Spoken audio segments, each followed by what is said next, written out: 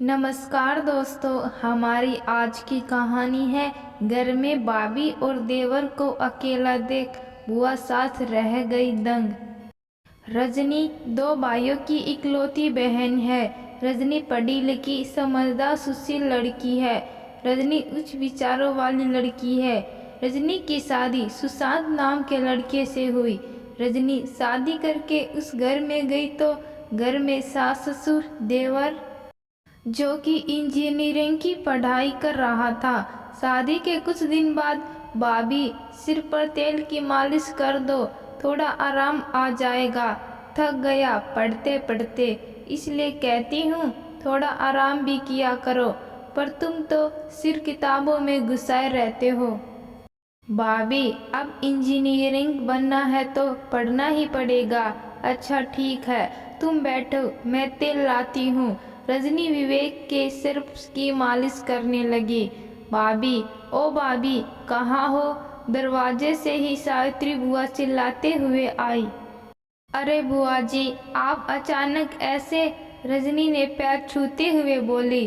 अपने घर में आने के लिए किसी की इजाज़त लेनी पड़ती है क्या? उधर से विवेक बोला।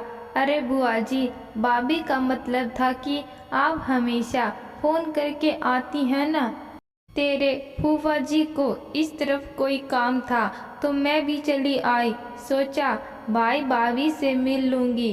कहाँ है वो? बुआ, मम्मी जी के मायके में शादी थी। मम्मी पापा और ये 3 दिन पहले ही वही गए हैं, आज आ जाएंगे। तुम दोनों नहीं गए? बुआ जी, विवेक के लास्ट सेमेस्टर के पेपर हैं, इसलिए वो नहीं गया, और इसके खाने का कौन बनाता, इसलिए मैं नहीं जा पाई। रजनी ने विवेक की पीठ पर प्यार भरी दौड़ मारते हुए कहा। तो तुम 3-4 दिन से अकेले हो क्या बुआ? भाभी और मैं हैं तो अकेले कैसे हुए?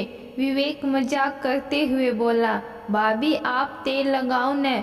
रजनी का हाथ अपने सिर पर ले जाते हुए विवेक बोला। रजनी को विवेक के सिर पर तेल लगाते देख सावित्री जी दोनों को घूरने लगी। बहू, ये छोटा बच्चा तो नहीं जो खुद तेल नहीं लगा सकता।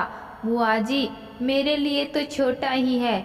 जैसे मेरा भाई दिनेश वैसे ही विवेक भी है। बुआ जी की मंशा को समझे बिना रजनी ने सहज उत्तर दिया। भाभी का दिमाग बुढ़ापे में सटिया गया। जो जवान लड़का लड़की को घर में अकेले छोड़ दिया। सावित्री जी बुदबुदाई, लेकिन उनकी बात रजनी ने सुन ली। बुआ जी, आप क्या कह रही हैं? विवेक मेरा देवर है और देवर छोटे भाई जैसा होता है, और अपने भाई के सिर पर तेल लगाना गुनाह नहीं।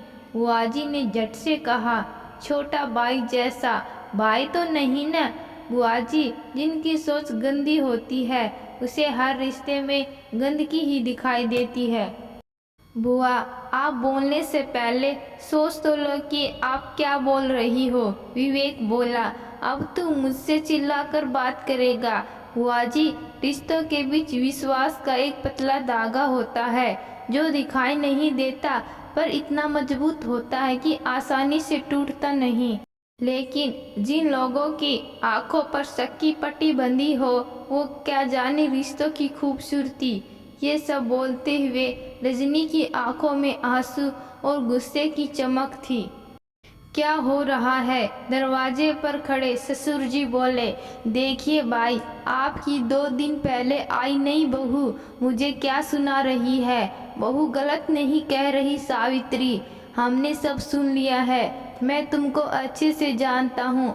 तुमने कभी रिश्तों की कदर नहीं की, न ही सम्मान, इसलिए आज अपने ससुराल वालों से अलग रहती हो। अपना कहने वाला कोई रिश्ता नहीं तुम्हारे पास। अब मेरे परिवार में ये शक का जहर मत घोलो। इस घर की बेटी हो और बेटी ही बनकर रहो। भाभी, आप तो समझिए, ये सब मैं इस घर की भलाई के लिए बोल रही हूँ। ननद जी, आपकी ऐसी भलाई हमें नहीं चाहिए। आप इतनी नीचे गिर जाएंगी मैंने कभी सोचा नहीं था। सावित्री, आज तुमने अपने घर को भी नहीं छोड़ा। अपने शक्की स्वभाव के कारण पहले ही बहुत रिश्ते बिगाड़ चुकी हो, कम से कम अपने मायके से संबंध न बिगाड़ो। रजनी, मैं सावित्री की तरफ से माफ़ी मांगता हूँ। फूफा जी हाथ जोड़कर बोले। नहीं फूफा जी, आपकी कोई गलती नहीं, और बुआ जी आपसे उम्मीद करती हूँ कि आप ऐसी बातें दोबारा नहीं करेंगी। रजनी, मुझसे बड़ी गलती हो गई, जिंदगी भर लोगों पर शक करती रही।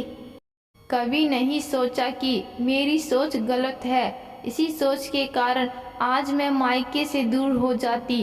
वक्त रहते तुमने आईना दिखा दिया।